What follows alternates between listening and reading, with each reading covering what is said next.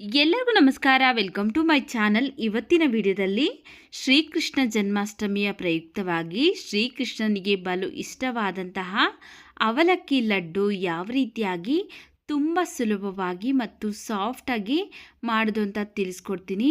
ಕಡಿಮೆ ತುಪ್ಪನ ಬಳಸ್ಕೊಂಡು ತುಂಬ ಸಾಫ್ಟಾಗಿ ಈ ಅವಲಕ್ಕಿ ಲಡ್ಡುನ ನಾವು ಮಾಡ್ಕೊಳ್ಬೋದು.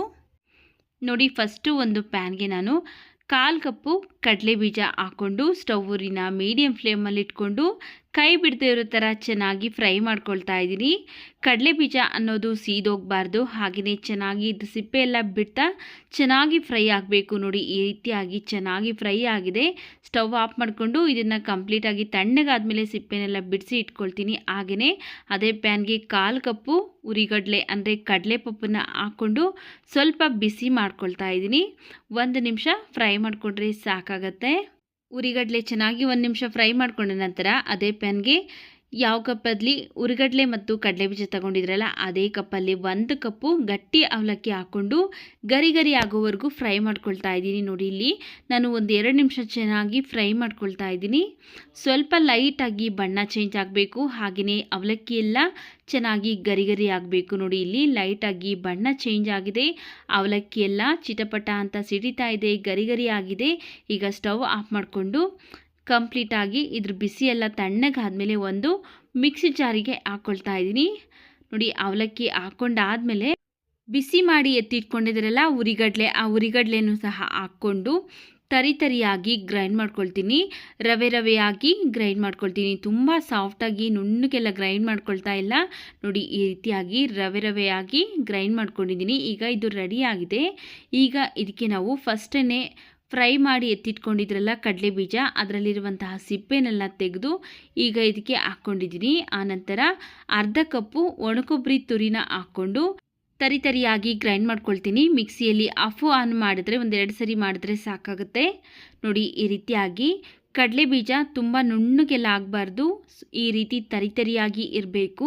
ಅಂದರೆ ಲಡ್ಡು ತಿನ್ನಬೇಕಾದ್ರೆ ಬಾಯಿಗೆ ಕಡಲೆ ಬೀಜ ಸಿಗ್ತಾ ಇದ್ದರೆ ರುಚಿ ಚೆನ್ನಾಗಿರುತ್ತೆ ಅಂತ ನಾನಿಲ್ಲಿ ತರಿಯಾಗಿ ಗ್ರೈಂಡ್ ಮಾಡಿ ಸೈಡ್ಗೆ ಇಟ್ಕೊಂಡಿದ್ದೀನಿ. ಹಾಗೆಯೇ ಬೆಲ್ಲ ಕರಗಿಸ್ಕೊಳ್ಳೋದಕ್ಕೋಸ್ಕರ ಒಂದು ಪ್ಯಾನ್ಗೆ ಯಾವ ಕಪ್ಪಲ್ಲಿ ನಾವು ಅವಲಕ್ಕಿ ತಗೊಂಡಿದ್ರಲ್ಲ ಅದೇ ಕಪ್ಪಲ್ಲಿ 1 ಕಪ್ಪು ಬೆಲ್ಲ, 1/4 ಕಪ್ ಆಗೋಷ್ಟು ನೀರನ್ನು ಹಾಕಿ ಈ ಬೆಲ್ಲನೆಲ್ಲ ಕರಗಿಸ್ಕೊಳ್ತಾ ಇದ್ದೀನಿ. ಪಾಕ ಮಾಡ್ಕೊಳ್ತಾ ಇಲ್ಲ, ಜಸ್ಟ್ ಬೆಲ್ಲನಷ್ಟೇ ಕರಗಿಸ್ಕೊಂಡು ಈ ಬೆಲ್ಲನ ಈಗ ನಾವು ಶೋಧಿಸ್ಕೊಳ್ಬೇಕು. ಇದರಲ್ಲಿ ಕಸ ಕಡ್ಡಿ ಕಲ್ಲು ಏನಾದರೂ ಇರುತ್ತೆ ಅಂತ ನಾವು ಶೋಧಿಸ್ಬಿಟ್ಟು ಹಾಕ್ಕೊಳ್ಬೇಕಾಗತ್ತೆ. ನೋಡಿ, ಈ ರೀತಿಯಾಗಿ ಶೋಧಿಸ್ಕೊಂಡ ನಂತರ ನಾವು ಈ ಬೆಲ್ಲದ ನೀರನ್ನು ನಾವು ಅದೇ ಪ್ಯಾನ್ಗೆ ಹಾಕ್ಕೊಳ್ಬೇಕು.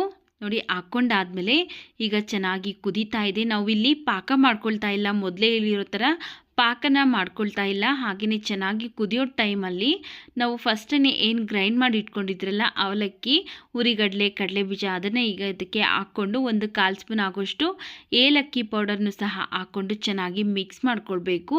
ಒಂದು ಸ್ವಲ್ಪನೂ ಗಂಟು ಅನ್ನೋದು ಆಗೋದಿಲ್ಲ, ಕೈ ಬಿಡದೇ ಇರೋ ಥರ ಚೆನ್ನಾಗಿ ಮಿಕ್ಸ್ ಮಾಡಬೇಕು ಅಷ್ಟೇ. ಇದು ಸ್ವಲ್ಪ ಗಟ್ಟಿ ಆಗ್ತಾ ಬರುತ್ತೆ. ನೋಡಿ, ಇಲ್ಲಿ ಚೆನ್ನಾಗಿ ಮಿಕ್ಸ್ ಮಾಡ್ಕೊಂಡ ನಂತರ ಈಗ ಇದಕ್ಕೆ ನಾನು 1 ಸ್ಪೂನು ತುಪ್ಪ ಹಾಕ್ಕೊಳ್ತಾ ಇದ್ದೀನಿ. ತುಪ್ಪ ಹಾಕ್ಕೊಂಡ ನಂತರ 2-3 ನಿಮಿಷ ಚೆನ್ನಾಗಿ ಮಿಕ್ಸ್ ಮಾಡ್ತಾನೆ ಇರಬೇಕು. ಇದು ತಳ ಎಲ್ಲ ಬಿಟ್ಟು ಬರುತ್ತೆ, ಬಾಣಲಿಗೆ ಏನಿದೆಯಲ್ಲ ಅದೆಲ್ಲ ನೀಟಾಗಿ ತಳ ಬಿಡ್ತಾ ಬರುತ್ತೆ, ಹಾಗೆ ಸ್ವಲ್ಪ ಗಟ್ಟಿ ಆಗ್ತಾ ಬರುತ್ತೆ. ನೋಡಿ, ಈ ರೀತಿಯಾಗಿ ಒಂದು ಸ್ವಲ್ಪನೂ ತಳ ಅನ್ನೋದು ಹಿಡಿಯೋದೇ ಇಲ್ಲ. ನಾವು ಮಿಕ್ಸ್ ಮಾಡ್ತಾ ತಳ ತಾನಾಗೆ ಬಿಡ್ತಾ ಬರುತ್ತೆ. ನೋಡಿ, ಇಲ್ಲಿ 2-3 ನಿಮಿಷ ಆಗಿದೆ ಅಷ್ಟೇ. ಎಷ್ಟು ನೀಟಾಗಿ ತಳಭಾಗ ಅನ್ನೋದು ಬಿಡ್ತಾ ಬಂದಿದೆ, ಒಂದು ಸ್ವಲ್ಪನೂ ಬಾಣಲಿಗೆ ಅಂಟ್ಕೊಂಡಿಲ್ಲ. ಈಗ ಸ್ಟವ್ನ ಆಫ್ ಮಾಡ್ಕೊಳ್ತಾ ಇದ್ದೀನಿ. ಆಫ್ ಮಾಡ್ಕೊಂಡ ನಂತರ ನಾವು ತಕ್ಷಣ ಉಂಡೆ ಕಟ್ಟೋದಕ್ಕಾಗೋದಿಲ್ಲ, ಯಾಕಂದರೆ ತುಂಬ ಬಿಸಿ ಇದೆ. ಆದ್ದರಿಂದ ಒಂದು ಪ್ಲೇಟ್ಗೆ ಹಾಕ್ಬಿಟ್ಟು ಒಂದು ಸ್ವಲ್ಪ ಬಿಸಿ ತಣ್ಣಗಾಗ್ಬಿಡ್ತಾ ಇದ್ದೀನಿ. ತುಂಬ ತಣ್ಣಗೆಲ್ಲ ಮಾಡ್ಕೊಳ್ತಾ ಇಲ್ಲ. ನಮಗೆ ಉಂಡೆ ಕಟ್ಟೋದಕ್ಕೆ ಎಷ್ಟು ಬೇಕಾಗುತ್ತಲ್ಲ ಅಷ್ಟು ಬಿಸಿ ತಣ್ಣಗೆ ಮಾಡ್ಕೊಂಡಿದ್ದೀನಿ ಅಷ್ಟೇ. ಸ್ವಲ್ಪ ಬಿಸಿ ಅನ್ನೋದು ಇದೆ. ಈ ಟೈಮಲ್ಲಿ ನಾವು ಎಷ್ಟು ಬೇಕಾಗುತ್ತಲ್ಲ, ನಮಗೆ ಯಾವ ಸೈಜಲ್ಲಿ ಬೇಕಾಗುತ್ತಲ್ಲ ಆ ಸೈಜಲ್ಲಿ ನೋಡಿಕೊಂಡು ನಾವು ಉಂಡೆನ ಕಟ್ಕೊಳ್ಬೋದು. ನೋಡಿ ಎಷ್ಟು ಚೆನ್ನಾಗಿ ಬಂದಿದೆ. ನಾವು ಇಲ್ಲಿ 1 ಸ್ಪೂನ್ ತುಪ್ಪ ಹಾಕಿರೋದು. ತುಂಬ ಪರ್ಫೆಕ್ಟಾಗಿ ಅವಲಕ್ಕಿ ಲಡ್ಡು ಅನ್ನೋದು ರೆಡಿ ಆಗಿಬಿಡುತ್ತೆ. ನೀವು ಸಹ ಇದೇ ವಿಧಾನದಲ್ಲಿ ಟ್ರೈ ಮಾಡಿ ಸ್ನೇಹಿತರೆ. ನೀವು ಬೇಕಿದ್ದರೆ ದ್ರಾಕ್ಷಿ, ಗೋಡಂಬಿ, ಬಾದಾಮಿನ ತುಪ್ಪದಲ್ಲಿ ಫ್ರೈ ಮಾಡಿ ಇದಕ್ಕೆ ಹಾಕ್ಕೊಂಡು ಉಂಡೆನ ಮಾಡ್ಕೊಳ್ಬೋದು. ನಾನಿಲ್ಲಿ ಕಡಲೆ ಬೀಜನ ತರಿಯಾಗಿ ಗ್ರೈಂಡ್ ಮಾಡ್ಕೊಂಡಿದ್ದೀನಲ್ಲ, ಅದರಿಂದ ಡ್ರೈ ಫ್ರೂಟ್ಸ್ನ ಹಾಕ್ಕೊಂಡಿಲ್ಲ. ನೋಡಿ, ಈಗ ಪರ್ಫೆಕ್ಟಾಗಿ ಅವಲಕ್ಕಿ ಲಡ್ಡು ಅನ್ನೋದು ರೆಡಿಯಾಗಿದೆ. ನೋಡ್ಬೋದು ನೀವೇನೇ ಎಷ್ಟು ಚೆನ್ನಾಗಿ ಸಾಫ್ಟಾಗಿ ಅವಲಕ್ಕಿ ಲಡ್ಡು ಬಂದಿದೆ. ನೋಡಿದ್ರಲ್ಲ ಎಷ್ಟು ಸುಲಭವಾಗಿ ಪರ್ಫೆಕ್ಟಾಗಿ ಅವಲಕ್ಕಿ ಲಡ್ಡು ರೆಡಿಯಾಗಿದೆ. ವಿಡಿಯೋ ಇಷ್ಟ ಆಗಿದ್ರೆ ವಿಡಿಯೋಗೆ ಲೈಕ್ ಮಾಡಿ, ವಿಡಿಯೋವನ್ನು ಶೇರ್ ಮಾಡಿ, ನಮ್ಮ ಚಾನಲ್ಗೆ ಸಬ್ಸ್ಕ್ರೈಬ್ ಮಾಡಿ ಸಪೋರ್ಟ್ ಮಾಡಿ.